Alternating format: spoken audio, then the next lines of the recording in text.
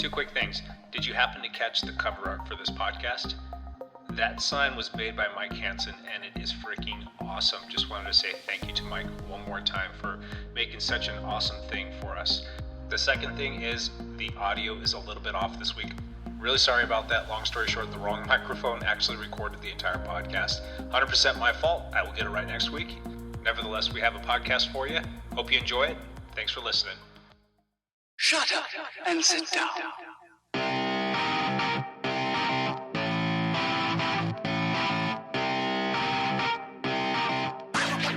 Let's get this dumb universe rolling. Do this thing. You are listening to the Dialed Podcast with Matt LeGrand, Evan Price, Lance Hepler, and Jake Von Turing. We hope you enjoy our little 2-cent dog and pony show. Bicycle ride with me, bicycle ride. Listen to your sister, Morty. To live is to risk it all. Otherwise, you're just an inert chunk of randomly assembled molecules drifting wherever the universe blows you. On a bicycle ride. Is this the first part of some kind of magic trick? I don't do magic, Morty. I do science. One takes brains, the other takes dark eyeliner. Me, bicycle ride. This really bums me out. It's embarrassing to find out these guys don't like us. Why? Morty, I defeat Gagu's more powerful than these guys every week. Bicycle ride with me, bicycle ride. Oh my God, Dad. What's on your face? Meg, it goes by many names. Soup strainer, lip whiskers, and until recently, giant horse vagina. But I prefer the term mustache. Hi, and welcome back to the Dial Podcast. I'm Jake Von Turing. I'm here with Lance Hepler. Lance Romance, right here in studio with you. Loud as ever. Loud and stashy. And stashy. And in the Did studio. they grew another foot? Well, Did it grow another foot this week? I actually got a real haircut this week, Okay. and I unfortunately agreed to let him trim the mustache a little bit, just under the nose part, and he kind of went to town on it. My beautiful 70s fireman mustache, which was so bushy, has been trimmed a bit. We can see way too much of your lip now. That's the problem. Yeah. Is most of your lip is now visible. And So- now you can taste your food. Yeah, so it actually is much nicer, but it just doesn't look as cool. There's a couple like stray stragglers too. How do you miss those? It's so long on the sides that Is it like curled? it's just hard to control. Yeah. It's Like right around the corners of the Yeah, lip. yeah. It's kind of overgrown in that area just a little bit. I get equal amounts of love and hate for it. So You're like a politician. Yeah. There you go. 50-50 there. Interesting. Enough of that. To the stash is right, Evan Price. We're going back to what's everybody drinking for right now. I like but that. that's only because I actually think we almost have 4 different brands of seltzer water here. So we got, Lance, what'd you just pop open right there? The Polar Seltzer calorie-free black cherry. Oh, 0 calorie. I'm doing Soleil. Probably just butchered that pronunciation. The grapefruit flavor.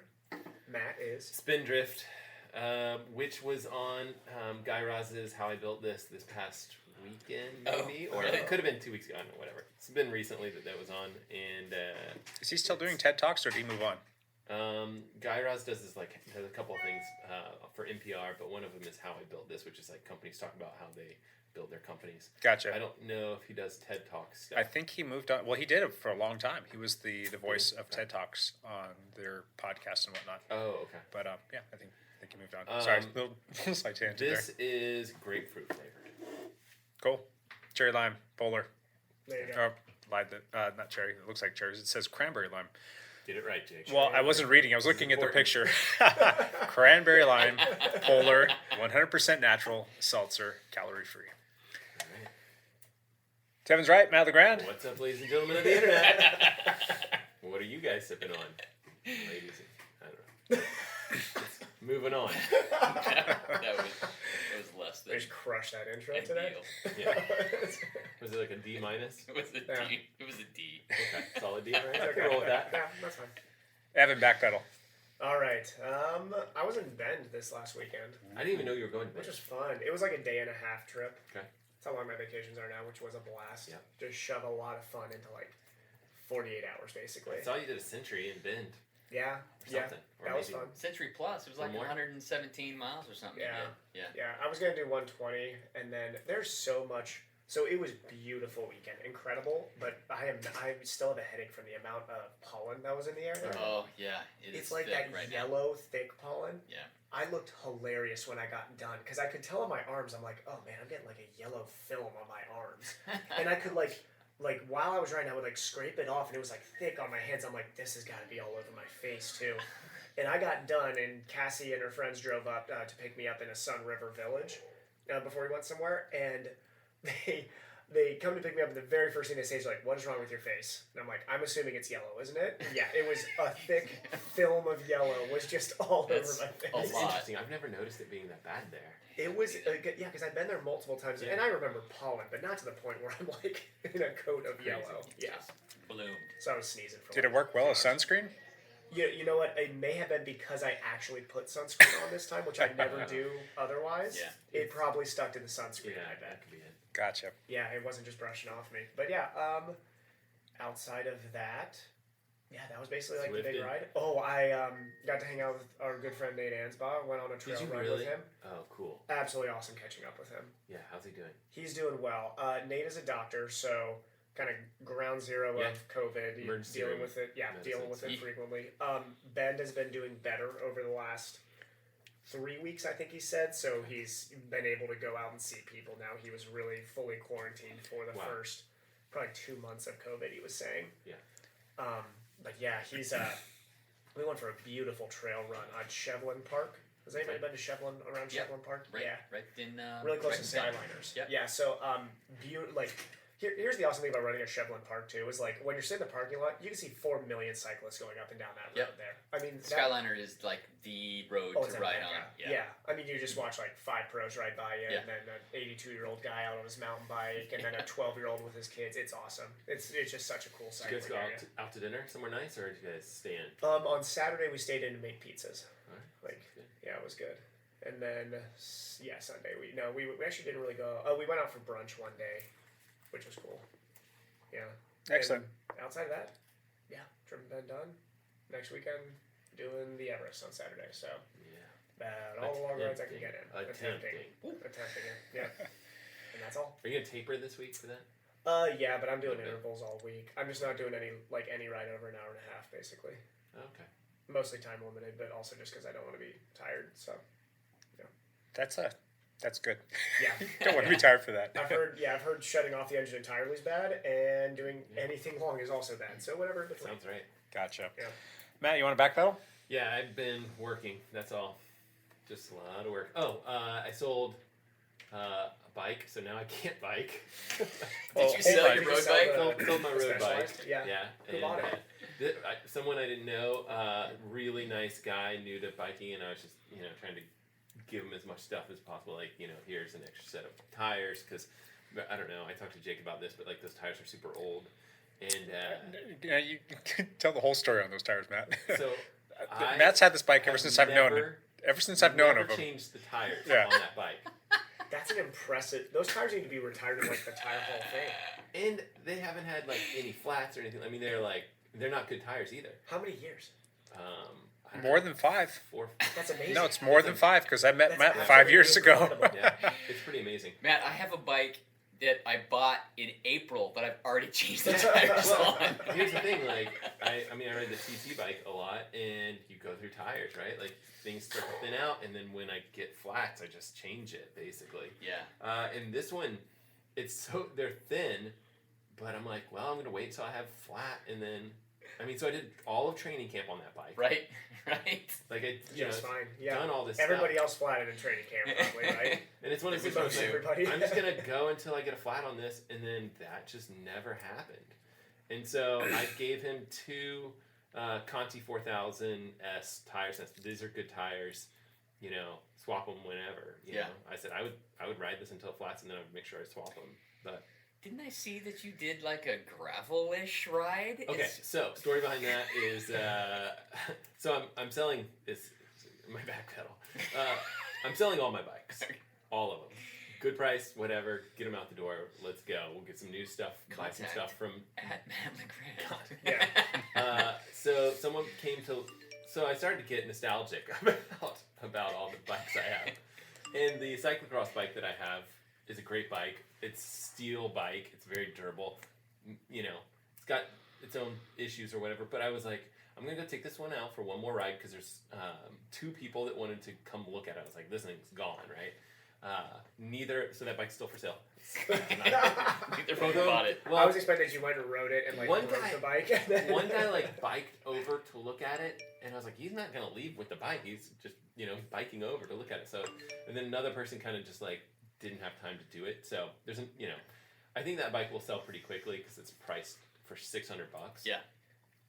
But I was like, I want to go ride this one more time, and I had a little bit of time, and on Father's Day yesterday, and so I just went and did Heritage Trail, which is I did 8 miles. Yeah. But it was great. I love riding that thing. It was awesome. I mean, it was so nice. It made me smile. I was so happy. That's what gravel does. I know. And I ran with my oldest kiddo, also Ethan, on Heritage nice. Trail. Yep. Yeah. And we did 4.5. No, we did 5 miles. That's the longest he's ever run. Wow. Yeah, I know. Let's and go, he like Ethan. paces himself really well. I'm super surprised. Like, Yeah.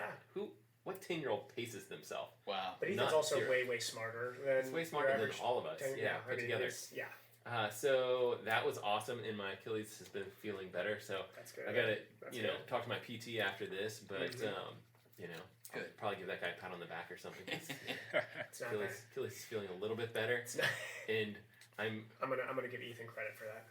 optimistic. I think I wrote that in this drop post. Dangerous optimism I is saw it. dangerous.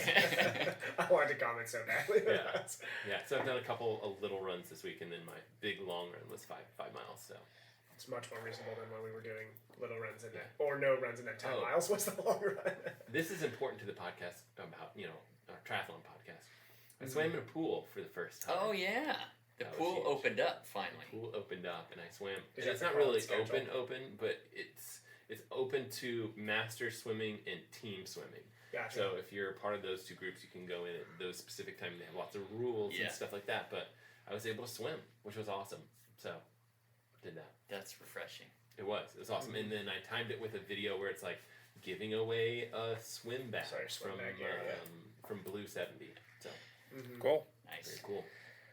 Lance, what have you and Sully been up to this past week? Ah, yes, me and Mr. Mustache. I actually had a huge week. Go figure. But I It's haven't funny stalked because you fully yet. the rain at least cut some of that down. You would have been at 1,000 miles for the week. I rode 360 miles, 20 hours this week on the bike, which was Oh my god. a lot. So, but I don't know. I'm feeling actually really good. So I don't feel too bad. You ever feel your hip at all or anything like that? No, Nothing. You do jumping jacks, no problem. I do not do jumping jacks. No, but I don't feel my hip at all. Yeah. So Did you know, Lance, we are less than 100 miles away from each other this year so far. oh, seriously? We're like 75 miles away from each other right now. Yeah, I've done almost 6,700 miles this year. Granted, most of mine are indoor, which don't count. So that's. I don't have a lot. But the week started out, we actually didn't talk about it last week because we recorded early. We actually did a team ride-ish last Sunday, a week ago, where we tried to keep the group under 10 people. We had 9 people that came, and we have a training route here in North Clark County that we've kind of put together that's about 50 miles and about 3,000 feet of climbing with a couple of good climbs and a couple good sections, and that was it was so refreshing to be able to ride with some teammates and practice pace lining and hit some sections hard and sprint for stop ahead signs and do all this stuff. So I'm sure that will come up with Jake's back pedal because that was his last ride before his surgery, which will come up. But the rest of the week, I actually had a couple days where I did some very long sweet spot interval training. Indoors? No. All outdoors? All outdoors. I did all my workouts outdoors. I actually haven't ridden on my trainer for... It's for sale. Months. My trainer's for sale. Anybody going to buy Matt's steel frame, come to the trainer. Comes with Lance's trainer. So lots of fun, good stuff. The other, I rode with my wife several times, which was great She's to get out. getting big miles in, huh? She's getting some miles in too. That's awesome. So it's been. And did you ride any e-bikes this week? Yes. Jake and I have collected a few e-bikes that we're going to be selling here from the lab, and so we were putting them together and testing those out. And we didn't do anything more than just ride around the parking lot. But it's test ride. It's just funny. Everybody that jumps on, I'm like, hey, you gotta try this. Just ride up and down the parking lot. Everybody has the same reaction.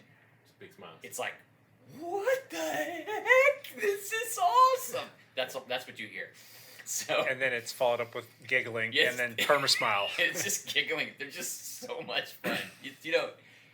It's amazing the way that you ride. So it's actually really strange because as soon as you start to pedal, it's like you want to increase your cadence, but then the thing already kicks up to 20 miles an hour before you even know what's happening. So you're like, what? What happened? I noticed that on Father's Day, Eric Lagerstrom posted this video with his dad, where his dad was on an e-bike, and the e-bike that they had was Argon 18, and it was cool because they were just like, yeah, I can go pull away from a pro triathlete. Yes. On a hill. Yes. And he was like, how much do you think you're pushing right now?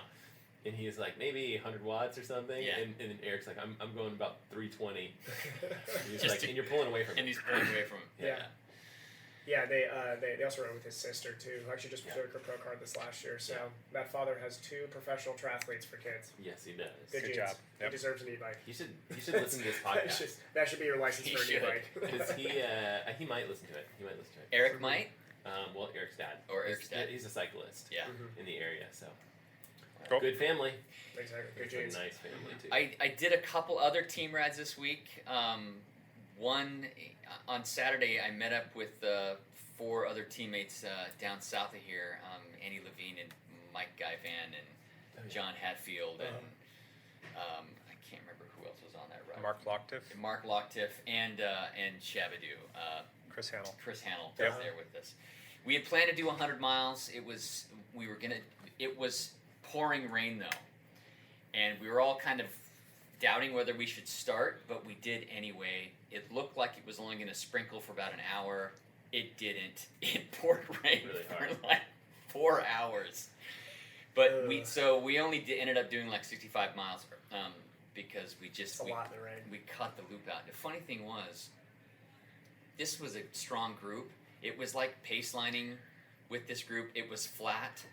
I had kind of an odd experience because I rode 65 miles and just over like 3 hours, we averaged like 21 and a half miles an hour for this 65 miles. Jeez. I got done. I felt like I had done nothing. It was one of those days where you're on the bike and you just like don't feel the chain, or you just It's like breathing. Yep. It's just like I'm Light just on the pedals, everything just felt right, and that's kind of now. Granted, it probably is because I didn't take too many pulls out at the front. That's Smart. It's weird when I'm on Hannell's wheel. It just feels like I'm not having to work that hard as long as he stays there. But at the end of the ride, I did take a couple like 3-mile pulls because I just felt guilty that I'm just sitting on the 3 back. mile pulls, huh? I don't think Hannell minds usually. I mean, he I don't think he does honestly either. on most rides he is absolutely content with sitting on the front and Well, just hammering. the big one was we did the 7-mile section from Silverton back to a certain area, and Guy Van was at the front pushing 400 watts for 7 miles. Oh. So I was in like 4th position behind Andy Levine, and Andy is like 6'4", 6'3". Yeah, he's a big guy. He's tall. I'm sitting in his draft, and we're going 28 miles an hour, and I was literally tapping my brake. And I'm like, what? I'm like, this is awesome. Yeah. This feels so good. Guy Van's personality is so much bigger than his frame, so it just like creates an even bigger aero drag behind him. Yeah. So Guy Van is pushing 400 watts up here, and he did it for 20 minutes or whatever it was. That's incredible. And I'm at the back just going, oh my gosh, this is so much fun. I'm ready to sprint. I'm ready to sprint. Where's the end of the segment? Hit the wings. Yeah. Is this a segment? Because I'm ready to go.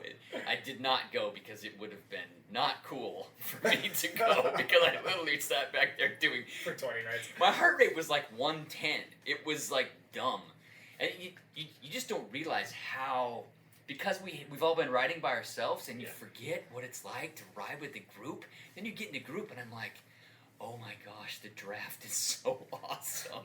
Glorious.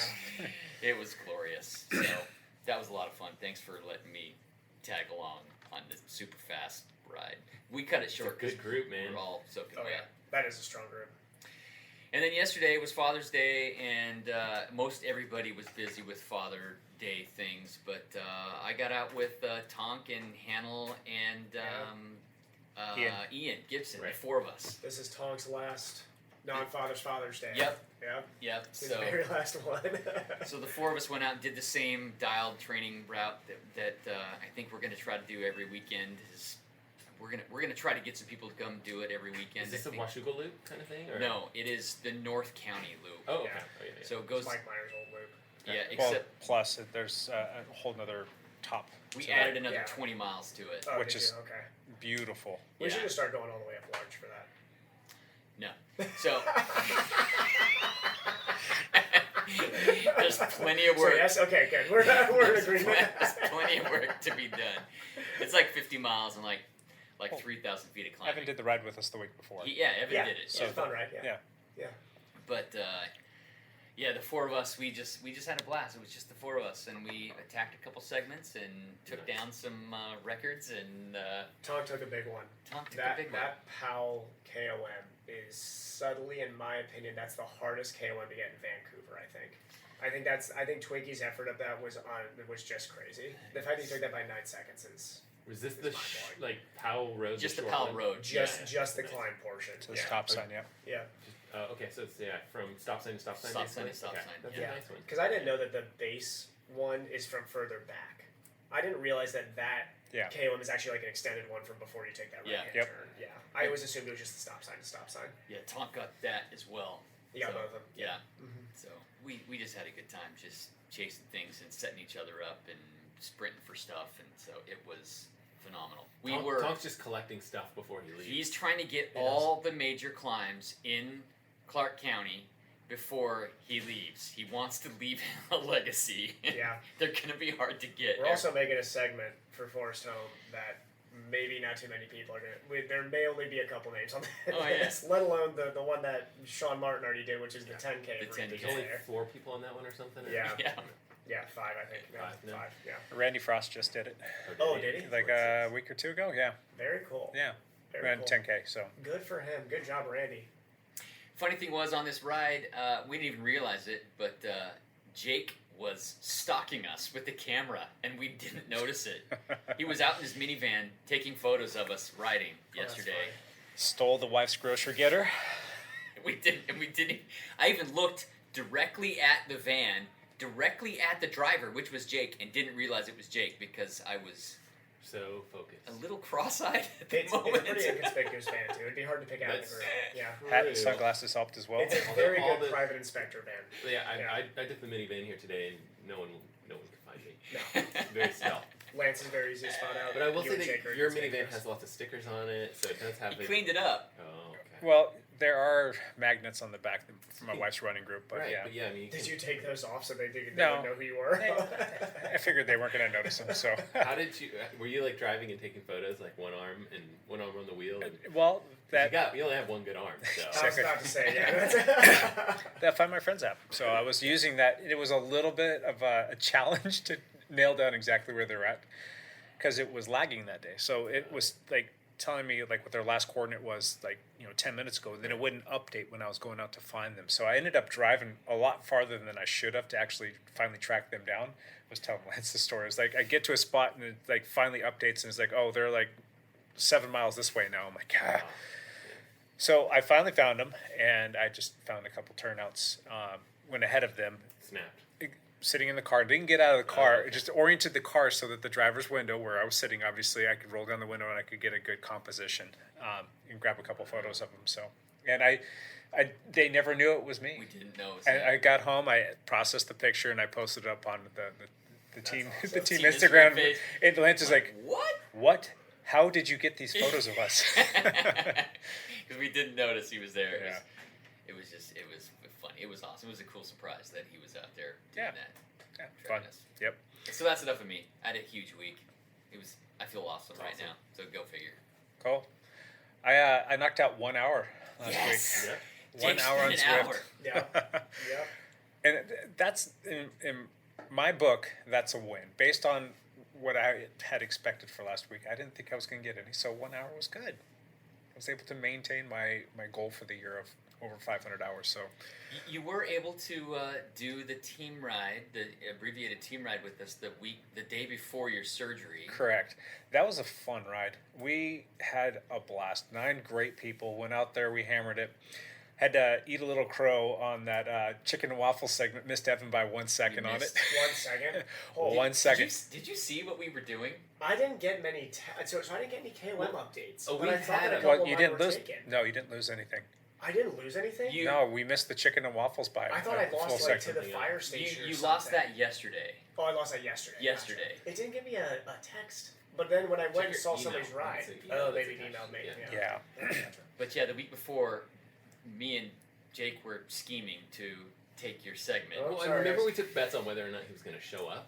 That is Yes, one. and Evan showed Showed up. up, for sure. That is one strong second right there. I believe that's going to be a tough second to overcome. I am Yeah. pretty confident about Well, my placing there. The problem with it I is still don't know where Chicken and Waffles is. I don't know where that KOM well, is. that's good. It's We the won't- Ledbetter, we won't share that the with you. Ledbetter Road down there by the lake.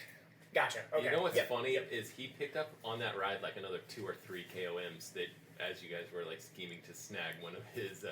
Yes. That was it's a like very. random ones too, because it's like Yeah, it was one very going strange uphill ones. and then one going down off some turn. I I'm need like, to figure there out you go. the But segment we finder. actually took those all back. Oh, you did? Okay. Yeah. Yeah, I lost all this. But the chicken and waffles one, that's funny. it's not coming up on live on our Garmin's. It didn't or come up on Wahoos. mine, and it did not come up on Lance's. And I think it's because they changed with the new software update that some downhill segments don't come up live. That's not downhill though. It's not It's got downhill, like but it starts downhill. But it finishes uphill, so I- it should be like a.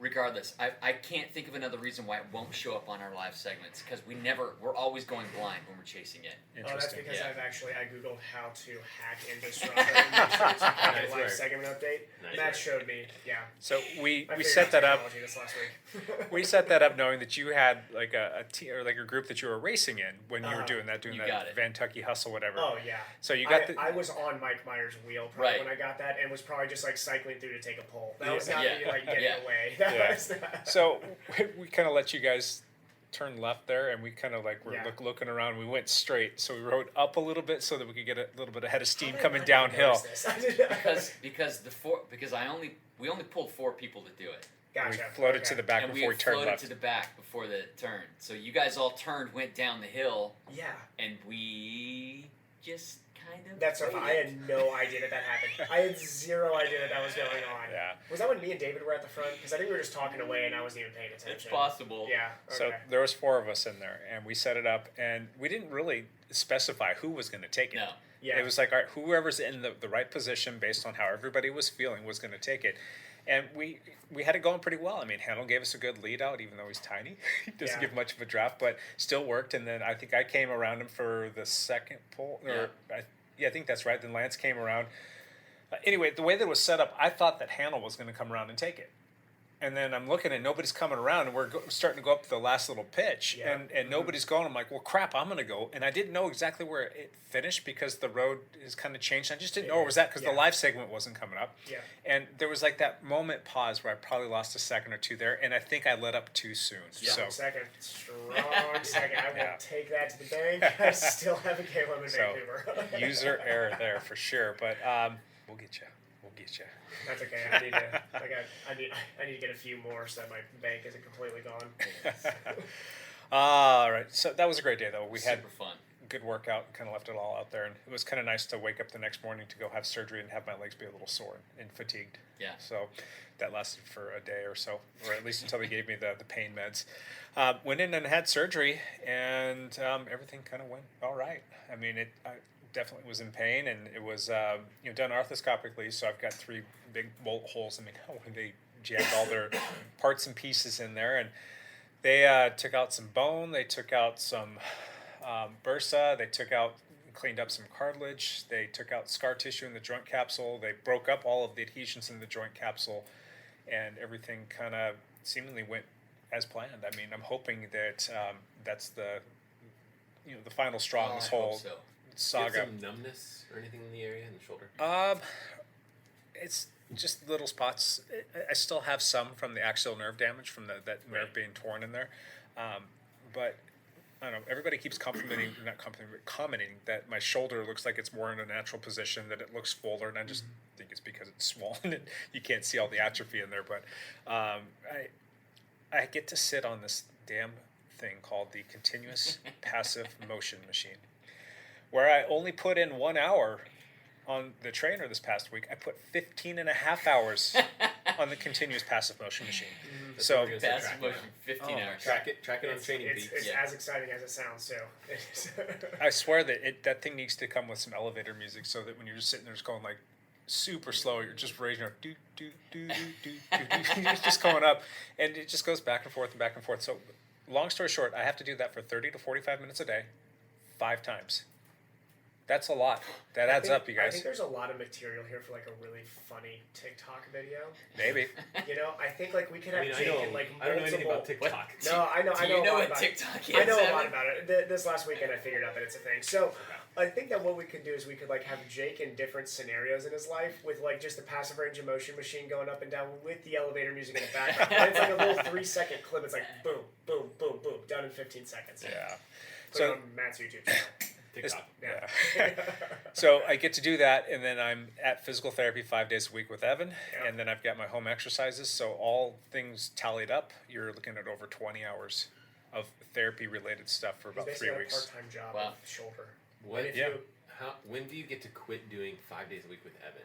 I have to go see the doc first, which would be must be torture just hanging out with that guy that much. It's absolutely terrible. Along with, he'd maybe rather spend that much time with the passive range of motion machine. I think doesn't talk at least. No, but I think it's paying dividends. I'm getting better ranges of motion, and it gives you like these. It's an arbitrary number. I think it's supposed to equate to a percentage in terms of like your joint angles and all that other stuff, but it's not calibrated to that. But I've been telling Evan, kind of giving him like an idea of where I'm at. I'm like, all right, hey, I got up to 115 or I got up to 125. I think the highest I saw 145 this weekend, didn't you? 148. 148. So yeah, Gotcha. Okay. which gives me about big. About 8 to 10 inches before I have this thing completely capped out where I've got it directly over my head. So that's helping me. So I'm not actively able to lift my arm up but passively I'm able to get to that degree, and that's pretty good given that it's very, very good. Been a week. Yeah, it's literally only been 7 days as of today, right? Yeah, it was Monday. Yeah, literally a week ago today I was Yeah. having surgery. So, and I don't know if I mentioned this to you, Matt, but I was just sitting there, and all of a sudden this guy comes around the curtain. I was getting ready for my pre-op and all that other stuff. He's wearing like a little surgical cap and a face mask and all that stuff. He's like, "Hey, Jake." I'm like, "Hey." He's like, "Oh, it's Bill Gritsky." So Bill Gritsky is a local cyclocross guy, and he runs the Tireless Velo team. Yeah. He's an anesthesiologist, and he was my anesthesiologist that day. So it was kind of cool. He came in, and he was chit-chatting. We were talking about bikes and all kinds of stuff, and like the nurse kept wanting to come in there. He's like, "Just hold on, I'm talking here. Well, you'll be a minute. You'll be fine." But she's like, "Dr. Gramstam wants to go." Nah, you'll be fine. He's good. So he came in, and Bill's hilarious. Yeah. He's a great guy. He's so much fun. Yeah. So he came in and we chatted for a bit. Then he came back again to say hi, and he wanted somebody's phone number. Then he came back and wheeled me back into the surgery room, and he's poking this god awful thing in my neck to do a nerve block, and that was kind of fun. And he's kind of telling me like what to expect, and then next thing you know, I was waking up in recovery. So, and then he came back when I was in recovery, and he was chatting again about bikes and how did everything go and how are you feeling, and then he called me the next morning. So I think he was kind of stoked to see somebody who was cycling in there. That's like the safest you should feel as a cyclist, is that your anesthesiologist is also a cyclist. Yes. So that was fun. Other than all that fun stuff, I just did Father's Day yesterday, which was kind of cool. Did the ride in the morning. It wasn't my ride that I told you that was going to be like my ideal Father's Day, riding all the bikes, but it was just Zwift, and then we did some family stuff and stalked these guys in the car, and then went for a family little hike walk down there at the dike, down at the Washougal Dike. And brought a camera. Did, yeah. Nice work. Probably took about, I don't know, a couple hundred pictures. Yeah. Brought the drone and bought several different lenses. Droned it up. Yeah, I'll Every post time some Jake can't get on the bike on the weekend, he takes an equivalent amount of minutes he'd ride the bicycle and photos. I think that's That walk, I mean, it was just over 4 miles. It still took us like an hour and a half. I mean, we weren't flying, but I was hiking with this pretty heavy backpack on my janky shoulder. Yeah. So it was kind of starting to feel a little bit. But anyway, let's move forward because we've been rambling on for 35 minutes. What we do? Talk about mustache. As we do. And biking. Patreon. Let's spotlight somebody this week. Let's see here. Scott Troutman. Scott Troutman did get out and ride a few times this week. He actually lives in Camas, Washington. Yep. But he took a trip to Bend as well, to Central Oregon. There were some other people. Apparently, Brian Floyd was there too, camping. Oh, okay. Yeah. Well, nice. Yeah, there was supposed to be that race that the Wicks were weekend. there. Yeah. Well, yeah. And then Did you see anybody else down there, or was it just you? Well, Jen Cotton came with us and rode with Cassie. Mike Stats rode with them too, so I got to see Mike, which was awesome. Oh, that's nice. But I rode solo. Yeah. I originally messaged Curtis Feldner and see if he wanted to ride, but he was doing an awesome Father's Day ride actually. Oh, cool. So, What did Scott do down there? Scott did a mountain bike ride, like a 15 mile mountain bike ride to Tumalo Falls. Yep. And then there's Lava Butte is this like. It's such a cool area. Lava Butte is this old like lava cinder cone that actually has a gravel road up to the top of it, and he hiked it with his family first, and then rode his bike up it and back down. So I haven't done the gravel one before. I've done the road version of that, if I'm not mistaken. If it's the same one I'm thinking of, it's just like this twisty, like spirally ride to the top, and some people put in some pretty good efforts on that thing. There's a couple of different ones. I think he did the one with the road. There's another one that's gravel. I think that's further south. I'm getting my lava buttes mixed up. Yeah. Anyway. There's some cool running paths around that area too. Yeah. So good on you, Scott, and thanks for being a Patreon. Yes, sir. For you. Yes, you. If you're interested in becoming a patron, you want to know what that's all about, go to the Dial Podcast website, dialpodcast.com. There is right there on the landing page a link that you can click through to see all of the different things that we got going on. And for all of our Patreons, this time next week, live, we're going to pull a name out of a hat. We're going to do a raffle, a drawing. So we do it live? That's going to be fun. Live? Literally out of a hat. Out of An a actual hat. hat. Yes. Matt's hat right now. All of our active Patreons will get an automatic entry into that, and we will pull a name out of a hat. And for this go-around, you'll win a brand new Dialed Cycling buff.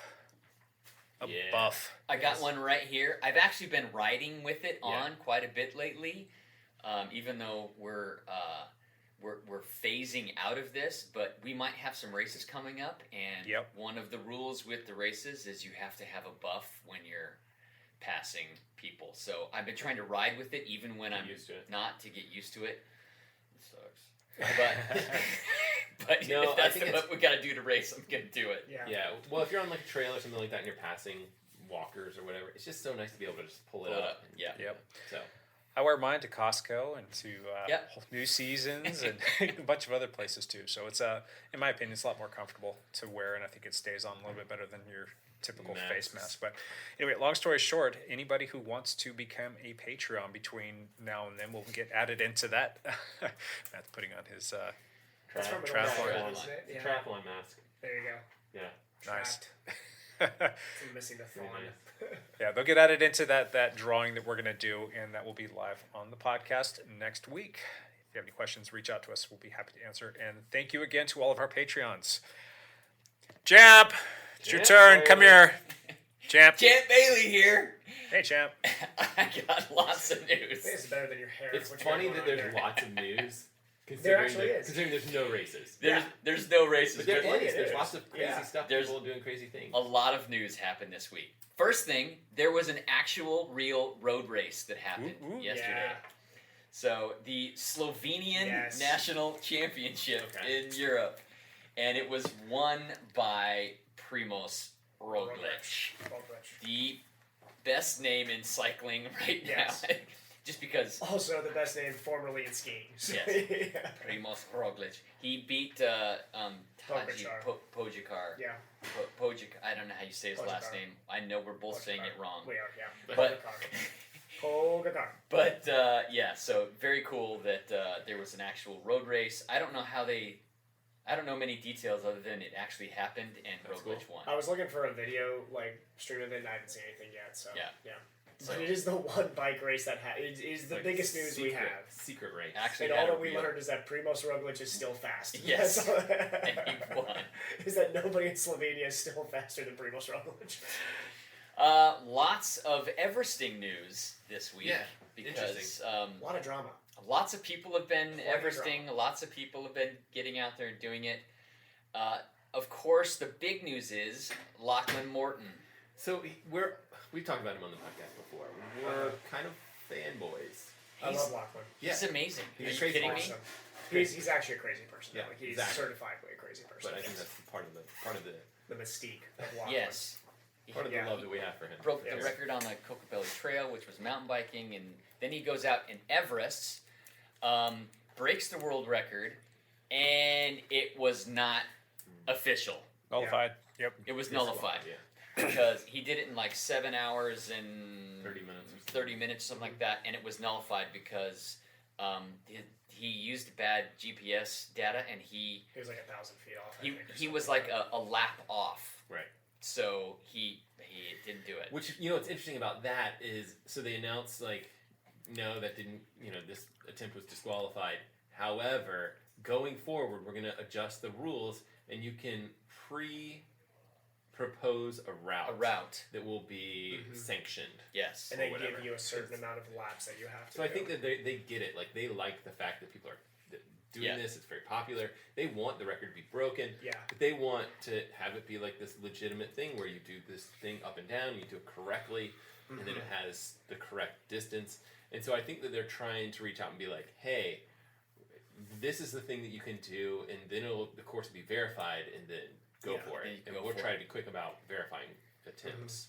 Right from their own Instagram page. Everesting has their own Instagram page. The people the Hell 500. The Hell 500 or whatever. They're an Australian group that did this. You should do this with the Talk did. Yeah, so we know exactly how many loops we got. You have to do. Laps we got to do. Yeah. This is what they said on their Instagram page. We never intended for there to be Everesting records. In fact, this whole challenge was always the opposite of racing. That said, like many of the community, we feel we are now just an excited bystander watching this whole crazy story unfold around us. Yeah. So it's not what they intended it for, but it's all we got right now. Nobody so intended it's for exploded. COVID, so yeah, this is awesome. So back to Lachlan Morton. He goes out and does it. It gets nullified. 7 days later, he just does it again. 7 days. He's a crazy person. What the heck?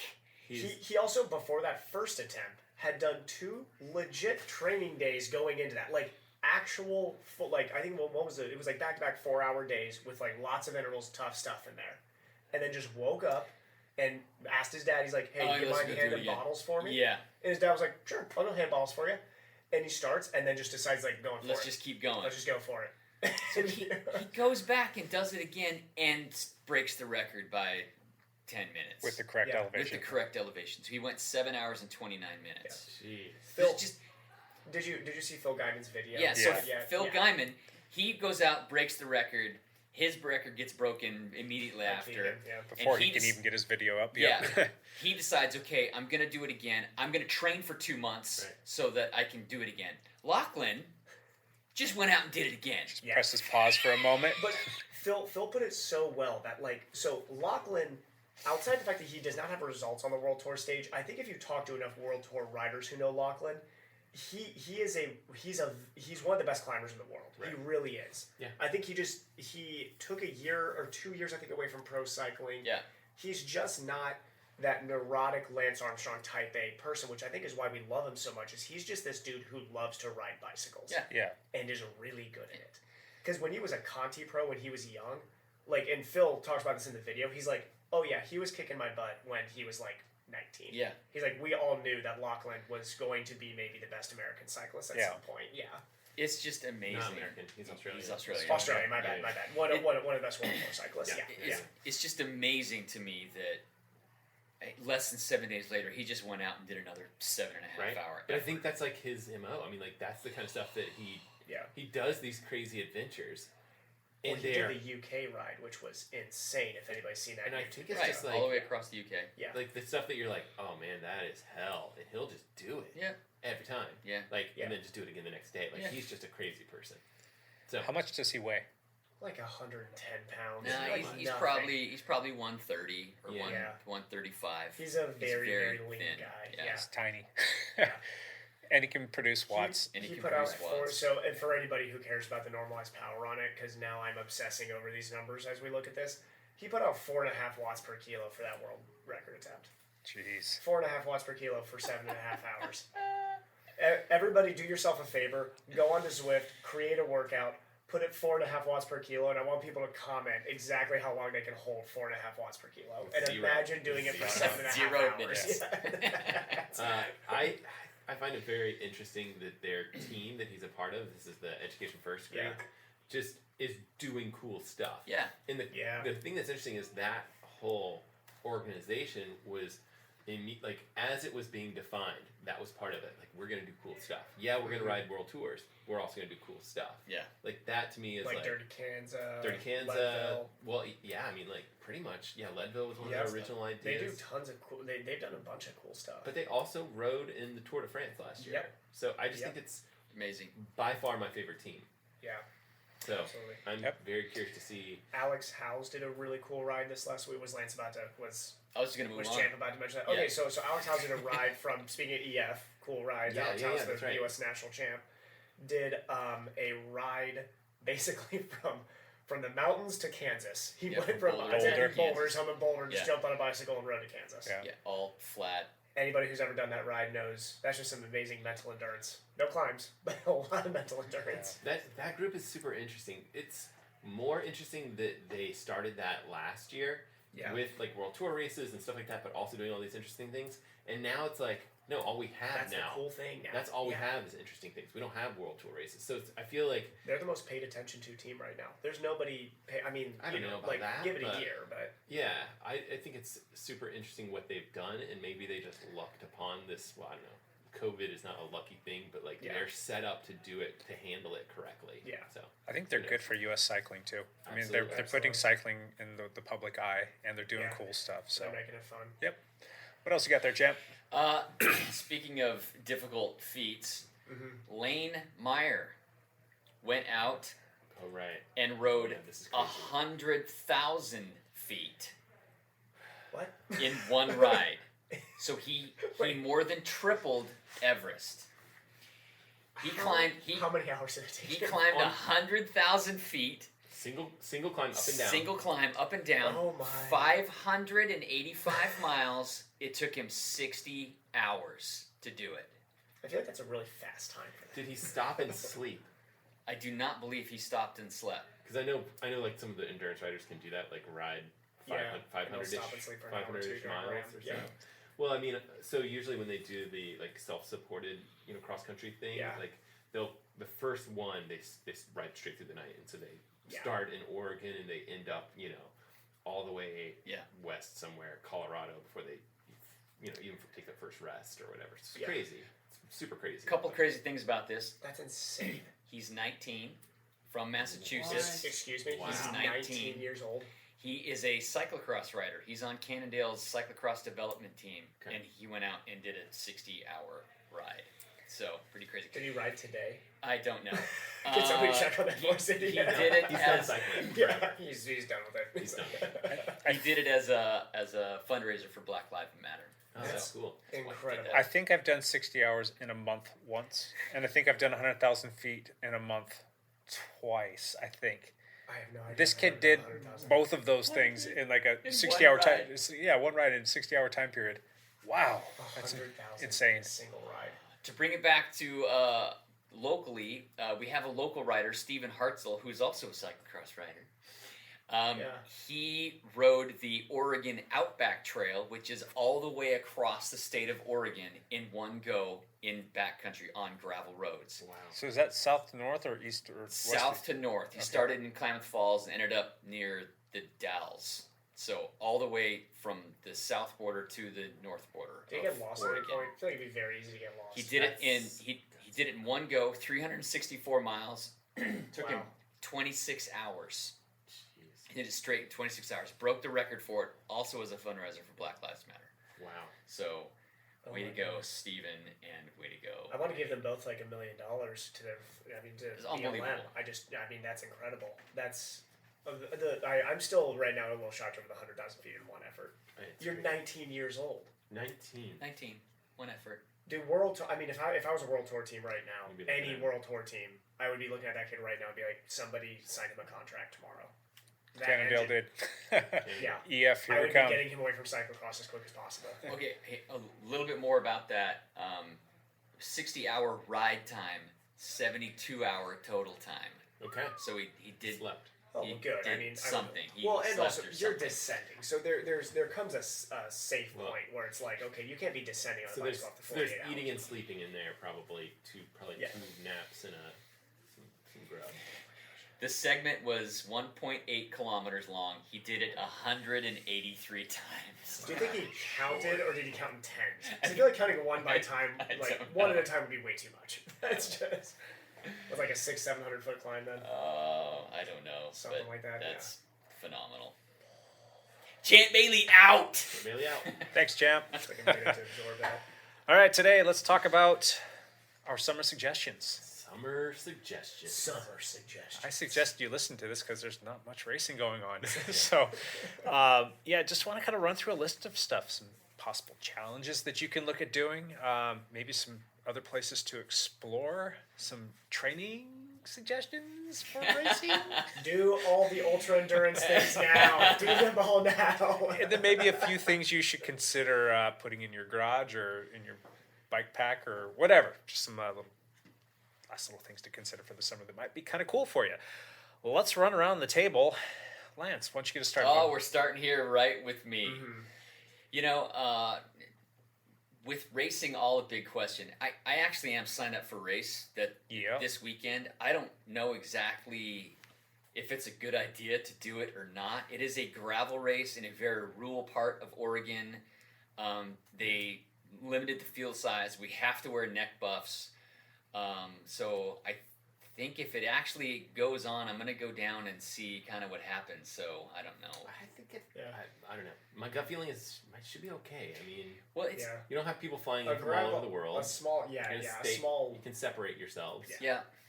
So, and I know we have to wear buffs if you're pace lining or if you're passing somebody. You have to be able to pull up your neck buff and whatnot. And they're trying to keep it. Order your dialed neck buff today. Yes. So that should be interesting. And every other race has been canceled. Even we're still in June, and most of our races in July have already been canceled. Yeah, all the weeknight racing has been canceled. Cyclocross is Well, all but makes done. sense But to cancel anything in like Portland proper area. Multnomah County. Yeah. Because we're in a different phase than rural Oregon. This is rural exactly. Oregon. I think they're in phase 3 right now, and they might be in phase 4 where they're at. And then Multnomah County just entered phase 1, I think, last week. Yeah. If I remember right. So we can't do anything around here. That being said, get used to riding with a neck buff on in heat. So I guess that's my You just gotta attack suggestion wide. number You one. just gotta First wait till there's a suggestion. single line pace line. You gotta attack wide, buff up, buff down, go. So, There you yes- go. Gotta yesterday- get 20 meter gap quick. That's, I was doing this team ride, just the 4 of us, and I tried to pull up my buff and ride with it on kind of as much as I could, just to practice having it on. The day before, when I rode with the other guys in the pouring rain, I did the same thing. When it was pouring rain, I could not breathe through the buff. Wow. Okay. It was much more difficult to breathe that's through the rough when it physiology was right there. soaking wet. I'm like, oh, this is not good. So That's like So trying maybe to if breathe it's raining for your 100% race, humidity. can it? Do any of you Don't. guys have allergies? Absolutely. Seasonal allergies? Absolutely. Evan didn't until he rode in Bend. Oh no, He's like, I have some serious problems with trying to breathe into masks just from Would a buff help that though, with all the all the pot in here, pollen and cottonwood? There's the cottonwood stuff right now is kind of blowing This like is nuts. Oregon. Yeah, and the pot just floating through the air. Yeah. No, do you think that that's going to help, or those big enough particulate that they're not going to come through the buff, and maybe Probably. I mean, like for the cottonwood, I think it would help. And Bend, the problem was that was really, really fine. So I'd imagine as I'm like sucking on the buff, you're probably just going to be getting quite a bit just through the mask. But gotcha. yeah, I mean that's not a terrible idea. Especially I've seen guys in gravel like Kanza. I know a lot of guys will wear buffs in Kanza and they'll bring them up when it gets really like. Every time it was dusty, when in a gravel race, I wear a buff. I just have it around my neck. But when if I'm in a pace line and I'm like you're going 8th, hard. Yeah. and we're going hard and it's kicking up dust, man, I just pull that thing up. Well, it's like I've been talking to a lot of my runners too. I ran with a mask. What was this? 2 years ago when we had the fires in Washington and it was literally raining ash one day. Yes. Yeah. Actually, not figuratively. It was actually raining ash. I remember that day I had a race that upcoming weekend, so I actually wore the buff because I was really scared of like, oh god, I'm gonna be like breathing in ash. Yeah. I remember that was a 4-mile run. My heart rate hit about 175 going 8-minute pace. Because I'm not able to breathe through the mask, and I actually have a SpO2 monitor. Took it when I got home, and I was at 92. I generally run at 99. Wow. So it is not healthy to be doing that. I mean, if you're going to be going hard, you got to make sure you're moving that buff so you can breathe for a second and put it back up when you get into your groups. Yeah. Yeah. Interesting. Gotcha. All right, Evan, let's move on to you. Summer suggestions. Ooh, I just started wearing sunscreen. You should probably make sure I that you remember wear sunscreen. on the podcast. This was going to be my suggestion too. It's like on the podcast you used to say like, I don't really wear sunscreen. I've worn it much more frequently as I've gotten older, but I did realize that being at altitude, so if you're going and visiting Bend, so everybody around here, everybody should probably already knows this. This is just news to me. Obviously, at altitude, you're gonna get way more sunburn. Yeah. I think Bend is 4,000 feet. Yep. Yeah, it's like, and then if you're going on some of those rides, like let's say you're doing Mackenzie Pass or Bachelor's, route, you can get up to 6,000-7,000 feet there. So yeah, you're gonna get sunburned. Yeah, nice strong tan line. I got mine over here. Lance is doubled layered. Mine's pretty consistent, right on one spot. Different jersey lengths. Yeah. So my suggestion was sunscreen too, and one of the things that I think is tricky is applying sunscreen and not having it drip into your eyes when you sweat, because if that happens, the sweat proof is just an absolute lie. Yeah, they're so wrong with that. So do you guys not apply sunscreen above the glass line, right? Like so, nose and below. I don't even put it on my face. I put it on my face. I just don't go above there because I'm always wearing a skull cap. So that's what I do too. I go below the glass level basically, but yeah. Huh. What you got, Matt? I think that people should be looking at getting in the water, some open water swimming. That's what I think people should do. This is a triathlon podcast. That's terrible. It is. And let me tell you, man, water. It's a lot of fun swimming open water. I know, it right? Is. Yeah. It's better social distancing wise because lakes are big, and also it's more fun. Like I've never. Unless I was swimming with Matt and having fun with Matt, I've never gotten out of a pool and been like, man, that was a good experience. That was so much fun. But every single time I swim open water, I'm like, that's kind of cool. It's awesome. You're like swimming through a lake. Yeah, it's awesome. So. Especially in this region, you can there's some lakes you can look up and see a mountain. There aren't many regions in the world. Still talking about swimming. See a mountain. I know. Well, you should have swum at Elf Lake. Yeah. Should I turn off their mics? Ooh, also, I need to talk to you, Matt, about this real quick while I'm doing triathlon takeover. That's much better right there. Sorry. We need to try, and we need to try and bring Eric Lagerstrom on. Okay. I actually have somebody who mentioned it to me. He's like, "Oh yeah, sure, I'd go on the podcast." I may have just been in passing, but I would love to actually bring him on. That would be cool. Yeah. That would be awesome. We'll do it. Cool. I'm gonna pass on swimming though, Matt. I don't know if I can swim anyway. So. Oh yeah. Well, I mean, you could put your feet in the water. Maybe. Yeah. Have a little sparkling water with your feet in the water. Yeah. It's not bad. Do you still have that sup board out there? Yeah. That was one of my next suggestions. Maybe I can build that into my rehab protocol. When it's appropriate, Absolutely. build up some strength. Awesome. Yeah. So subboarding's been more fun. We should do it this week. Blow off work. Let's do it. I can't do it yet. Blow off work. You're the one that can't blow off work. One of my suggestions is going to be you spending a little bit of money. I think it's worth it though. I think that you need to, if you haven't done yet, go out and buy yourself some tubeless tires and convert your road bike over to tubeless tires. Too many people are still running tubes and they're getting flats, and that's no way to spend a summer, man. You shouldn't be standing on the side of the road in the scorching heat changing out tubes when you can go with a tubeless setup that is just glorious. On our rainy ride on Saturday, there were 5 of us. Yep. 4 of us had tubeless tires. 1 didn't. Guess who flatted? Lance. The one guy without tubeless tires. Who was it? It was Guy Van. Come on, Mike. I thought he was running. You're better than that, He was, Mike. he was on his moots, and I think the wheels on his moots weren't. He's got some Envy wheels on there. Those should be tubeless compatible. Yeah, he just hasn't switched or. Yeah, he's still running rim brakes too. But that was like he bought that bike. That's a beautiful bike. That was a conscious decision, though. I think that he chose. No, he got the rim brake before like the disc brakes became in vogue. Yeah. So it's still a great bike. Yeah. His rear derailleur also broke, so we did the last 20 miles of the ride with one gear. Yeah. You know where he brought that? Yes. Did he bring it here? He came here on his way home from the ride, and I switched it out for him. Okay. The cable was bad, right? Yeah. Okay. It snapped up in the shifter. Yeah. So I was assuming that he just shifted under pressure and just the derailleur hanger couldn't take it and just ripped it off. That's what happened. It was a sprint. Oh, really? We were sprinting for something, and all of a sudden he's like, cable snapped. Yeah. It won't shift anymore to pull over, and I'm like, you pulled the cable straight out. Yeah. It broke in the shifter, and it looked like it had frayed a little bit to begin with. Can't say I've ever had that problem. I can't say it. So, but yeah, going back to my point though, this is the time of year where you've got some extra daylight, and you probably can, go still get it done after work, and still go jump on your bike after work and get yourself acclimated to riding a tubeless. It's not a terribly difficult thing. A lot of the more common wheels that are coming out now are probably going to come to you already taped up. You just need to put a tubeless valve stem in there, a little bit of sealant. Pop them on there. Do we know if my DT Swisses are tubeless compatible? Yes. I think they are. Yeah. Yes, they are. I need to do that. So that's you're still running tubes, huh? I still am running tubes. You might want to consider doing that early this week ahead of the Everesting Challenge. Yeah, make a lot of changes right before Everest. I think that's a good change to make. Like I could now. probably, if I have the time, I can bring the bike in tomorrow. Yeah. Oh, I need to switch over to that 32 cassette too. Yeah. Before Friday. That's 33. What we were talking about. Yeah. 33. My bad. Yes. Yep. How about some challenges for the summer? You guys have any challenges up your sleeve? Do a solo Ironman, Matt. Triathlon takeover. Here we go. Watch Evan do a solo Ironman. You are going to do that though. There's going to be quite a few other people. And there's some people who want to do halves. A couple of the kids are going to do a shorter race, which is going to. I'm more excited to watch the kids do the short race because that's going to be fun. You'll be watching while I will be. I will be actively just watching. Now, will they be starting at the same time, or are they going to just do? My plan is to do like a staggered start, and then just look at the times. The kids, there's probably only going to be a couple doing them. We can start them together because they've been swimming together already. So. And they'll just naturally separate a bit on the swim, but yeah, all the adults doing it, we're going to start separate times. Which day do you have? We need to kind of look at the schedule. Sometime in August. That was my plan, is early August. Yeah.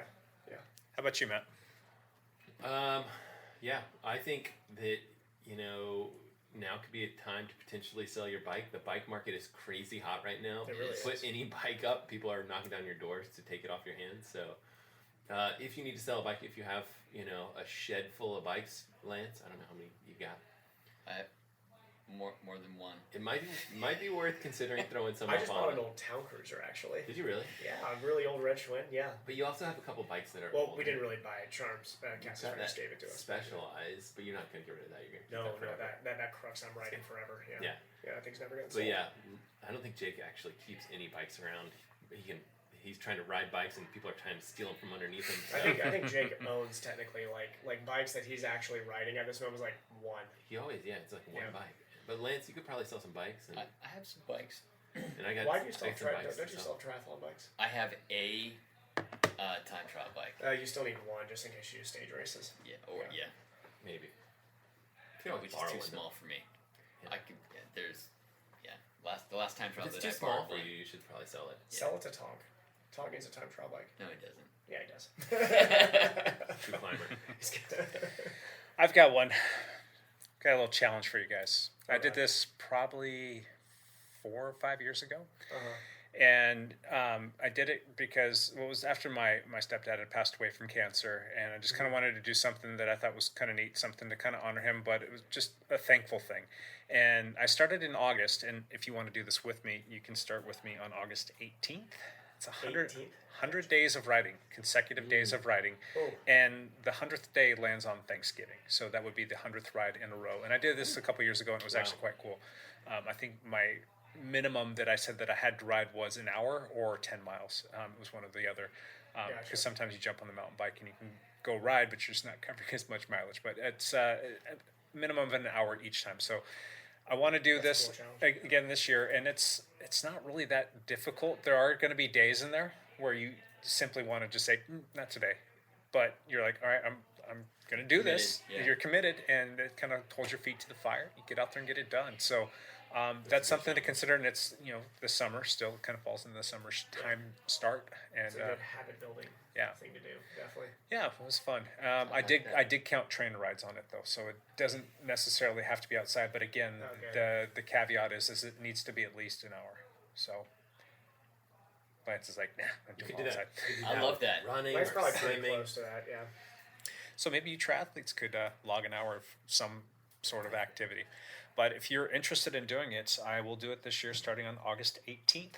100 days, and we'll go from there. I'm hoping that my shoulder will be snapped back into like the ability to place and able to do that. But yeah, it should be fun. I'm optimistic. I think sounds reasonable. Yeah. So, any other challenges? Anything else that you guys want to throw out there for maybe the folk who can't do this whole Everesting thing? What about like 10K of climbing instead of Everesting? Yeah. I think we've all done 10K of climbing. Yep. And that's actually 10K's a big threshold. It's a big challenge, right? I mean, yeah. We did that Prune Hill 10K, and I think that took us 6 hours one year. I did. Yeah, we got it drilled down to I think 54 miles, but it was still taking 5.5 to 6 hours just because it's so much climbing. 10K is tough. Like, I mean, 10K is, you're going to be riding for at least 3 hours. Yeah. At the least, unless you are Lachlan Morton. That is the only person who will be riding less than that for 3 hours. And that's still flying at that amount of time. So yeah. So anyway, I think that's a nice kind of number to go after in summer, and it's not unrealistic like Everesting. Yeah. Or to get your first century in. If you're just talking about just ride volume too, let's say you live in I a agree state, with that. Yeah. Like, or if you were living in Northwest Ohio, where highway overpasses are the only elevation you can get. Yeah. I think a century ride for a lot of people is a great goal because you can train for it. Yep. You can build up your mileage, and you can accomplish it on some specific date. So I think that's a great goal. Yeah. It's just any mileage for that matter. For some, especially there's so many new people in the cycling world right now that maybe like 10 miles is like, oh my gosh, that was a huge obstacle for me to overcome. Yeah. So maybe just for that person to hit 30 or 50, just some sort of metric century. A lot of metric century is a good spot to start too. So put those things on your calendar. I'd be curious to see if people would be willing to share those with us. If they want to post that'd be cool. To some of our stuff on, maybe we'll come up with a thread on the podcast for Facebook, if you will, that people can post like their Strava feed, maybe a picture or something like that. Yeah, that'd be kind of neat to see. That'd be very cool. What other challenges? Have you guys ever done like multiple centuries in a week? Yes. Yeah. How many? Yeah, what's the most centuries you've ever done in a week? Lance first. I feel like Lance is... Mine's only like 2, I think. Really? Yeah. Well, Jake? I don't think I've done multiple centuries in a week. I've Really? done, What no. about the training? Oh, you did 200 in one day. I've done 206 Yeah. a couple I'll times. give you 2 for the 201 day, yeah. There was, I don't think we've ever done multiple centuries on the team training camp. We've No. done close to it. I know that we've done like 110 miles, and I think in that same week we did something like 80 or 90 miles, but that's not a century. Yeah. Gotcha. So I had a week where I did 3 in 1 week. that's good. That was when I did that 44-hour training week when I was really stupid and 22 or 23 years old, I think. A lot of training. Yeah. I think I ended up riding like 30 hours that week, ran 60 and change, and swam 20K or something. I'm going to put that on my list to do Yeah. two centuries That's a good- at yeah. least in 1 week. I That's think another that's a good one. good If you're a good experienced cyclist who's done multiple centuries, Sure. you can pass, like, just stack them in 1 week. Yeah. When does Multnomah Falls open up again? Because that Bridge of the Gods Loop is spectacular for doing a century. Somebody rode there yesterday. Now, was it still closed and I they were don't poaching, know. or? It was like pre-dawn when they rode there. Was it closed? Well, is it closed for COVID reasons or for other Yes. reasons? Okay, I mean, No, I would think now it's that to keep people out of the parking lots. What county is that It's technically? still in Multnomah County. So now that they're in phase 1, maybe do they open that up in phase Maybe. 1? Maybe. I'm not sure. I just know there was a group of guys that did a 250-mile ride yesterday, and they started in Portland. And 250 miles? yeah, Wow. they're like 20 hours or something like that. People are going crazy without races. This is why the race schedule is actually great, because it limits your insanity to like a 56-mile road race, which is... But yeah, they rode, and I saw that they went down past Crown Point, and I'm Interesting. wondering either because there's been a Forest Service or a cop been sitting at that intersection for the last 3 months, not letting anybody bike down, drive down, walk down from the top of where the women's forum is down to Crown Point. But yesterday I saw their route went right down there. So Were they wearing buffs and asked really nicely? I don't. They were all on like adventure bikes, like gravel rigs with This is full Crown bags. Point down. Crown Point down towards Multnomah Falls. Yeah. Yeah. Interesting. What other kind of challenge can our listeners maybe kick around the idea of doing? What would you guys? Triathlon one. Yeah, I was gonna say, Just ride every day. Try a triathlon. Well, I just had a friend of mine who I've raced who just tried to PR his 10K, which I think if you are a triathlete is like, we just talked about a ton of ultra distance things, which are awesome, but like this is also a fun year to really hone in on like one thing if you're a triathlete. Yeah, like say like, hey, I want to be able to do an open water 1,500 meter PR, like, and I'm gonna map it out open water. I'm gonna do it. Or I'm going to go with some friends and I'm going to 5K PR, I'm going to 10K PR, I'm going to mile PR, which is kind of a more digestible goal than be like, I'm going to go run 200 miles through the Oregon woods. That's fun, but like, it's kind of like Everesting. It's like, okay, you have to take a week off work then. Yeah. And you're going to be dead for a week afterwards. Right. So, yeah. And there's a chance you may get lost in the woods and nobody's going to find you. So, those are all fun, but like, I feel like some of these challenges, like that south to north ride on gravel, like, that's a blast, but there's a lot of risk with that. I mean, there's a ton of things that can go wrong there. Yeah. Where did he put his? What the car situation? Somebody just drop him off down south? Somebody dropped him off and picked him up in the Dalles. It's a long drive for that person Big who junction. dropped him off. Yeah. How long is that drive down there? To Klamath Falls? Yeah, like how long of a drive is 4 Oregon hours? to south? Yeah, probably more than that. 5. Right? Yeah. Something like that. It's like an hour and a half past Bend. Because Oregon's like east to west is like 7 hours, right? 6. 6. Okay. It's a big state. It's not a small state. 6 if you start at the coast. 5 if Yeah. Okay. It's a big state. It's a big state. Any Yeah, other get your van. challenges from you guys? Start a YouTube channel, people. Start a There you go. YouTube. All right. It's time to Start do a it, man. TikTok channel. Are they channels still on TikTok? Are they channels? Nope. Nope. How about some things to explore, things to check out this summer? TikTok. No, I'm dead. Places to explore. How Idaho. about Windy Ridge? We were talking about it, yeah. Mount St. Helens is awesome. Check out Bend. Yeah. That's where you were. Check out Bend. Bend's Yes. a great place to check out. When it's hot and you go up above 6,000 feet somewhere, dude, that's just during the summer. Above 6,000 feet is primo. You Yeah. can find that in Idaho. You can find that in Colorado. You can find that in a few places in Montana. Those are cool spots to. If anybody check out wants if it's to hot. do a really cool little region to check out, do a ride from Crested Butte to Boulder Strait. There was a triathlete man who just did that. Sam Long, we've talked about on this podcast. He did it on his TT bike. Did it on his TT bike. Let's bring this back to triathlon. Make sure you bring the gravel bike for that. What is happening? I don't know. I think they're having withdrawals from Kona not happening this year. That's gonna be a hard. We are. I know. When we take over the podcast, it's gonna be a hard one. It's gonna be very hard. We're not gonna have a race. Well, we just pretend like Kona's happening and be like, okay, who are the predictions this We week? can do our predictions. Like, and oh, then- and E-Zwift racing. We can point to the fact that. Any other things that you might want to suggest folks look into purchasing this summer? Purchasing. It's kind of a tough time to buy a new bike. I mean, There's not many bikes out there. unless You you're sell a bike, you can't unless buy you one. have the means to get something that's a little bit more high end, because there are those out there. But the bikes under the $2,000 mark are just gone. Yeah, snapped up. Yeah. So. Go to the used bike market, just like Matt was saying. They're out there. Yep. Get an e-bike. Honestly, yeah, get an e-bike. Not a bad idea. I still think that people need to. There's a lot of new people that are out there riding. Maybe you're listening to this and you're new and you're kind of wanting some little, tips and tricks and suggestions. And who doesn't love a good accessory? Go buy the Garmin Radar. They've got the new RL 515. Yes, correct. It's Bluetooth compatible now, which is kind of cool. So it'll work with your phone, so you don't actually have to buy the head unit from Garmin. Yeah. Those things, I still swear by them because, it's so nice to know when a car's coming. We talk about this. We've talked about it a myriad of times, and I really wish that every cyclist would use them because when they're coming, you know that you need to get as far over to the right as you possibly can. And I think that cyclists are going to be safer, and I think that motors kind of appreciate that. So it's kind of us playing nice with each other. I would say if you're new to cycling, potentially get a saddlebag and get the tools and things that you need in there. Just because you do need to be able to change your tire. Yep. For flats, you might want a couple other little things like couple bucks in case you need to stop somewhere and pick something up, or other things, like a little multi-tool or something like that. So I think those things are nice to have on you on the bike. And you can put it in your pockets, or you can put it in a little saddlebag, and it'll just be there. Sure. Yeah. What else? Any other purchases? I like the e-bike. E-bike purchase.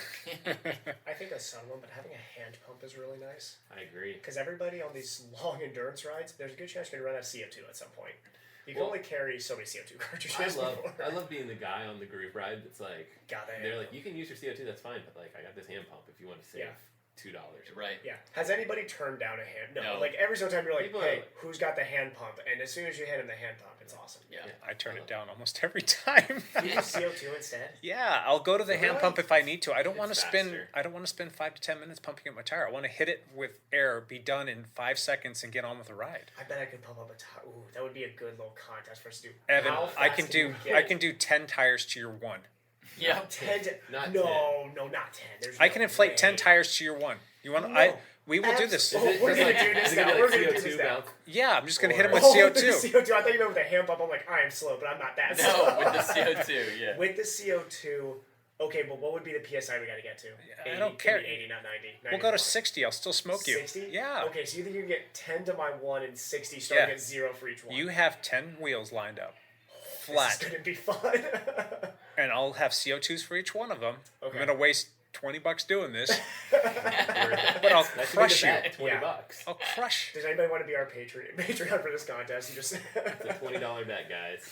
Okay. You heard it here I think on I'm the in. podcast. I think I'll I even think I beat you can with get my the- jacked up honky shoulder here. Yeah. I think it's gonna We be have to, plus. we have I to think it's do gonna this be in the plus. next like 2 weeks while he's still not back to full strength. Okay. Oh, Let me think, because I gotta do the math on that. Okay, I'm Yeah, about to you can do practice. this. I'm about to practice. Yeah. I'm going all out. Yeah, it's absolutely all out. The problem with the hand pumps is it's a very short. Oh yeah. You know, like You have to have the best hand pump. You're getting There's- like a quarter of a PSI, a pound of. I'm gonna train with a shake weight for at least a month going into this. Okay.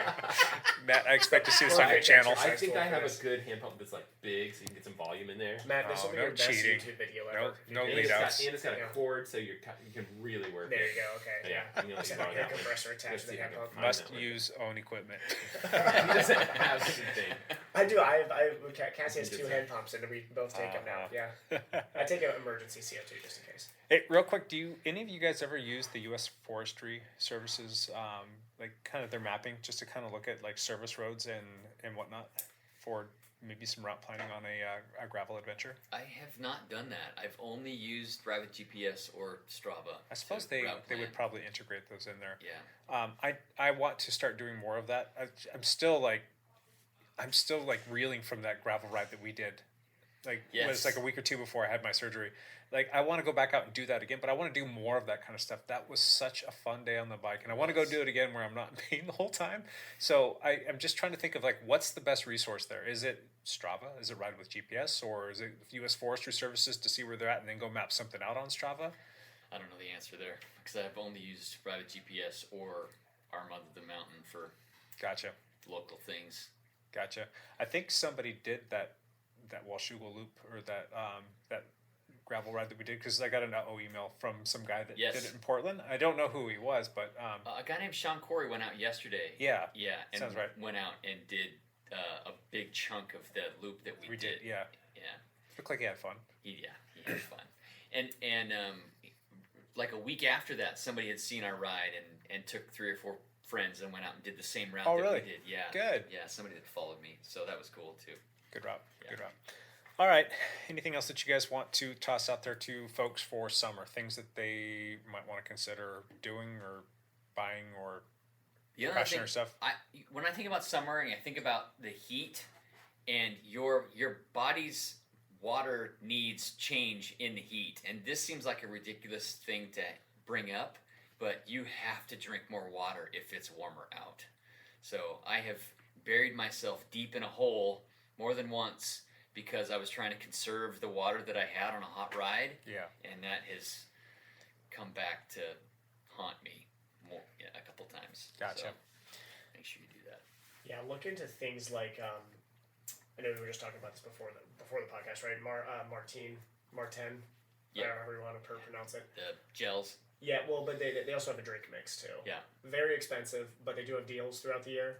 Wait for a deal and actually try that. I do realize it's such a dense, sugary sort of dose that as you're losing those glycogen stores more and more in heat because it takes more energy to ride in heat, you're going to need to eat a little bit more and you're going to need to drink a little bit more. And if you can combine those two together, that makes your life a little bit easier than having to carry a ton more nutrition or a ton more water on you too. Last year in June, I did the Boise Grand Fondo. It was like 80 miles, and it ended up, at the start, it was 90 degrees, and at the finish, it was 98. Oof. And it was 80 miles, and by mile 60 for me, I was cramping so bad that I could not pedal the bike anymore. And I had taken in like 6 bottles, but I needed 12. Yeah. It was not enough. I just did not take enough stuff in because... Yeah, 6 over. What was that, probably 7 or 8 hours of riding? No, it was 5 because we were going fast. Yeah. Okay. But still, it was... Yeah. I was way under... Energy output on gravel's going to be way more too. Yeah. Yeah. It was rough.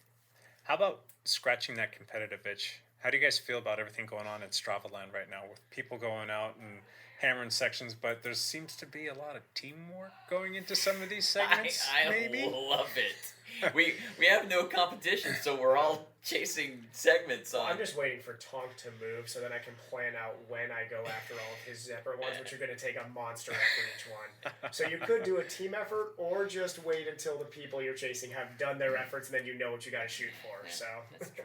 Now, we've talked about this in the podcast before. We do have a segment called the Washougal Triple Crown, which I believe Sean Martin made. And that has been... Gosh, he's got some good stuff. Yeah.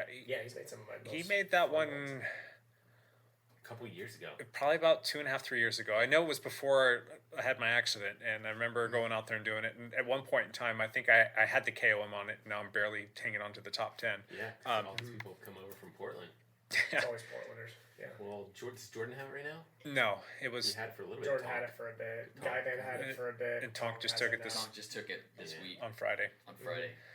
So, creating routes that kind of have a race format to them, how do you guys feel about that? Do you think that's safe? Do you guys think that that's a productive way to scratch that competitive itch? I love that. Yeah. I love it.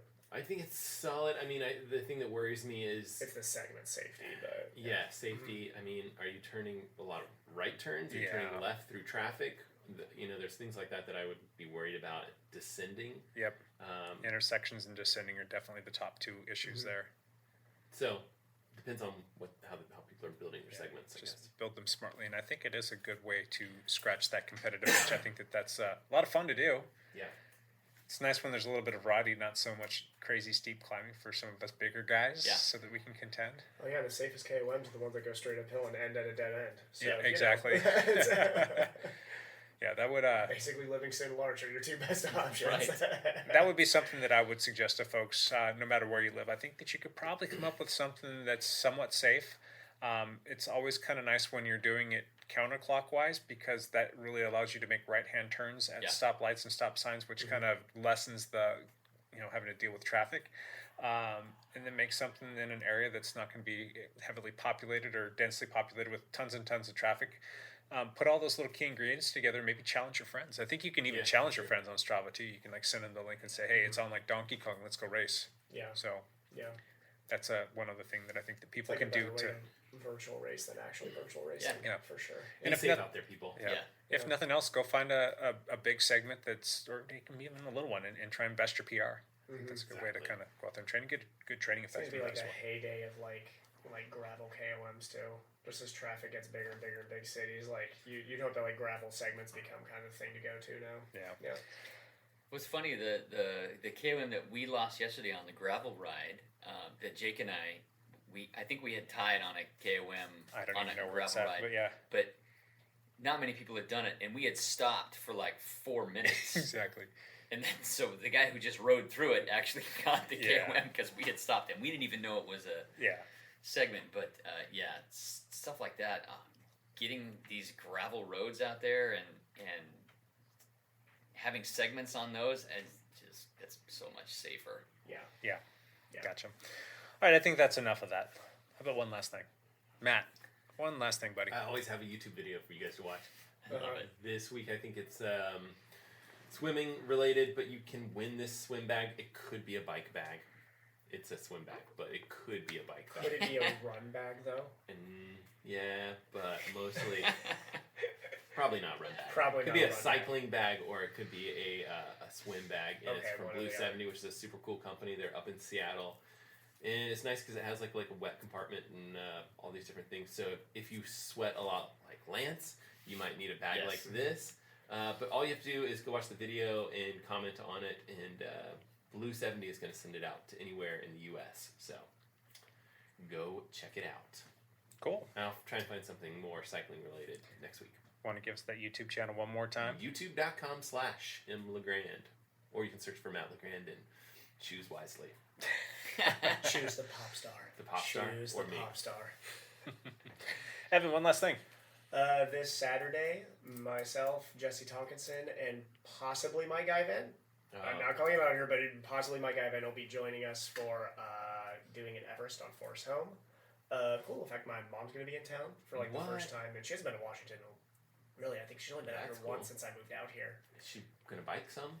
Oh yeah, she'll swim, bike, and run a bunch. She's been doing a bunch of ultra stuff lately. She did like a 12-hour bike ride not too long ago. She's been doing a couple. Is she gonna rent a bike while she's here? What is she gonna do? I think while she's here, I think we are going to be able to get her onto one of Cassie's bikes. I believe. Is your dad coming also? No, my dad will stay in the Midwest. How tall's your mom? My mom is not tall. She is probably 5 feet tall. She may get mad at me for saying that. She may be 5'1", but I'm pretty sure she's like 5 feet flat. Yeah. Her and Cassie could probably film the same bike, so we're gonna try and get her onto one of Cassie's. Yeah. Does she want to swim Fallen Leaf Lake or something? Yeah. I think she wants to swim with us. She Yeah. can borrow my son's bike. You think so? Oh yeah, it's Okay. He's almost 5 feet tall, and it's still Okay, cool. it's a touch big on him, so it should fit her just fine. She's Okay. welcome to borrow it. Cool. I'll talk to you. She'll be here Thursday, and we'll get that organized. But, Sweet. But yeah, She's gonna ride. She's gonna Everest. She's gonna Everest. Probably She will. Gonna crush you She's guys. got more of the ultra gene than I do. Well, I was I've thinking- never done a race longer than a 70.3. A race. Right. Never done it. Yeah. She's gonna destroy you guys. She's gonna kill me. Yeah. But yeah. What time are you guys starting? Because I've had lots of teammates and people say, Yep. "Hey, can we come out? Can we We've- watch? Can we cheer on?" We got a lot of people that are going to come. There's 3 really cool spots to kind of view during the climb. There's a rock bed right in the middle that's got a lot of space for sitting and Yep. all that. The top next to the stop sign and the bottom next to the stop sign. So it's nice because it's kind of a protected road from the sense that it has a stop sign on both sides. Yeah. But yeah. I know that Jesse went out. He did an awesome thing. He cleaned up the He whole road. cleaned He it like up, walked yeah. from top to bottom and Yep. picked up all the trash and got a full trash bag full of stuff, which was really cool. And I know that he also went out to all the neighbors and had a nicely worded letter that he furnished all of them and tried to talk to as many people as he possibly could too, just to let them know what was going on. Have you guys reached out to the city? Have you guys asked them if there's any way to get signage or I don't an event? think so. No. No, I don't think so. I think Tonk went out and passed out the letters. I can actually text him today and asks if he's going to do that. Tonk has been 100% on top of this since the start of planning it. Yeah. So he's been all over it. Also, just I think we had mentioned this in the last podcast too, but anybody who didn't listen to the last podcast, go to Jesse Tonkinson's social media, and he has a link up for the Cancer Research Fund. Firstgiving.com, and the best thing to do is probably go there and search for Jesse Tonkinson, and then you should pull up his cancer research fund that he's raising money for while doing this Everest attempt, and he's getting pretty close to his goal, which is I think 3,000. I'm gonna repost it on my social media again before we do this. Yeah, it's and we can posted. post it. Yeah, it's posted up on the Dialed podcast Facebook page, and you can. I don't know if there may I can't remember. There may or may not be an actual post for it, but if you look at the podcast post from last week, it's in the comment section, so that you can click on that and check it out. Yes, but yeah, he's putting together. It's great how much he's already I raised. donated like $88, and it was like the distance of Everest in meters. Yeah. Nice. Like, I'm probably gonna copy off you there. There you go. That's really cool. Yeah, something like that. And I kept looking to see if anyone would be like, "Hey, what's that all about? What's this number about? Why is this such a random number?" I donated like the number of feet, but Right. but then I also move the decimal around a little bit. Yeah. But then I included the fee for the right company, and that so messed it up. so Yeah. it messed it up, so it doesn't look like Just some random number. With Yeah, a cent it's at some the end. random number instead of what I Dang wanted. it, first giving. Lance. I was gonna plug the first giving thing for Tonk. So instead, I'll plug Piper the Wonder Pup. It is her 5th birthday today. Does she have an Instagram account? Oh man! So Piper does have an Instagram account. It's at Piper the Wonder Dog. Okay. Yep. So and I'm wearing my Piper socks. Oh wow! Hey, look at that. Little faces of Piper. Piper's my German short hair 5 years dog. How did I miss Just that? 5 years old. Man, time flies she's when a they're riot. that old, right? No one wants to look at your socks when you're not wearing pants. No. Lance, no pants. No pants. All right. My one last thing is I just want to thank everybody that kind of reached out over this past week. There's a lot of love and support out there. I really appreciate that. And again, it's kind of helping me stay motivated. And what makes me most happy is the fact that I feel like I'm kind of ahead of the curve a little bit. I know that Evan's over here telling me, he's like, you're so far ahead and you're doing so awesome. Evan's a big cheerleader for me, and I appreciate that. And I'm sure he's right. I don't know exactly how far I'm out, but I know in the back of my head that I am further along than I had built up I was going to be. I was expecting the worst and hoping for the best, knowing that the best probably wasn't going to happen because that's not the luck I've had to date. But I was able to get off pain meds within less than 48 hours after having surgery. I think it was like a day and a half that I took pain meds, and they gave me 40 of these pills, and I think I used 6 or 7 of them. Sold the rest, right? Yeah. Crazy street value on this thing. I'm buying a new bike now. And I've been doing that passive motion thing religiously. I've been able to sleep decently well. I mean, You're not in a recliner, are you? No, That's huge, yeah. I've just got like a fortress of pillows in my bed that I use to set up to get me in a comfortable position. And I can't sleep on my left side, obviously, but I have been able to now sleep on my right side if I support my arm with a pillow. I don't think I'm doing anything crazy at night, but I'm still waking up with stiffness and pain there. But it kind of, as I stumble downstairs and get a cup of coffee and water and go sit on that passive motion machine, it kind of works its soreness out pretty well. So that's been kind of nice. But anyway, I just want to say thank you. There's a lot of people that reached out via text or email or Facebook or one of the 100 different ways that you can get in touch with me. I need to pare that down, you guys. There's too many ways. Too many things. Matt, can you make an app that just centralizes all notifications in one thing? I think it's called a Woof. Wolf. A Woof? Anybody Office fan here? Yeah. That's, yes, thank you. I call that reference. Yes. It's called Wolf. It'll send you a fax too. Yeah. It'll send you a fax. Yeah. I can't keep up with everything, you guys. Yeah. You wolf me, please. Too many things. I need it all centralized in one place, so I don't have to remember to go look at 14 different apps and direct messages. So sorry if I haven't got back to you yet. This last week kind of sucked. So I think that's it. Anything else for you guys? Thanks for having us. Yep. Thank you for coming in here, man. Appreciate that. Everybody's listening. We greatly appreciate it. Come back next week for another episode and for our drawing. And hear how that's survived. Yes. Maybe we'll do some live streaming on the That's what I was hoping is everybody can get some glorious footage of the last 5 minutes. Guys with cameras. Yeah, on the sound. All right. Thank you for listening.